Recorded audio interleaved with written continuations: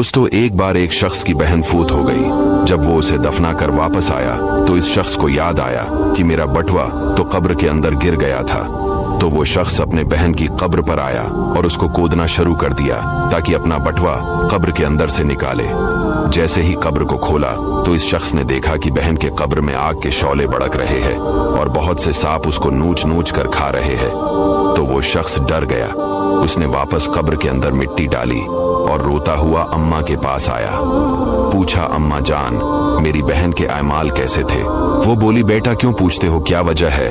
तो बेटे ने कहा, अम्मा जान, अपनी बहन की कब्र में आग के शौले भड़कते हुए देखे हैं। ये सुनकर मां रोने लगी और कहा, अफसोस, तेरी बहन नमाज तो पढ़ती थी मगर नमाज में सस्ती करती थी और नमाज के औकात गुजार कर पढ़ा करती थी, यानी नमाज कज़ा करके पढ़ा करती थी।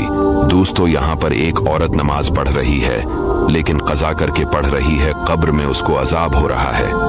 इन लोगों का क्या अंजाम होगा जो नमाज ही नहीं पढ़ते। हमें भी पांचों नमाजें शौक के साथ मस्जिद में बाजमात अदा करनी चाहिए और नमाज में हरगिज सस्ती नहीं करनी चाहिए। दोस्तों, जहन्नम में एक वादी है जिसका नाम गई है, जिसकी गर्मी और गहराई सबसे ज्यादा है।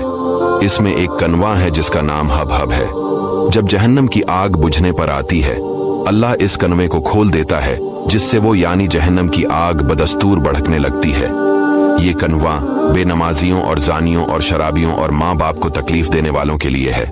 और हुजूर सल्लल्लाहु अलैहि वसल्लम एक हदीस में फरमाते हैं, बेनमाजी की कब्र में एक गंजा सांप मुसल्लत किया जाएगा जो इसे कयामत तक डसता रहेगा। इसीलिए दोस्तों, 5 वक्त की नमाजें पढ़ने वाले बन जाओ, दुनिया में भी कामयाब हो जाओगे और आखिरत में भी। सिदका जारिया की नीयत से वीडियो को शेयर जरूर कीजिएगा।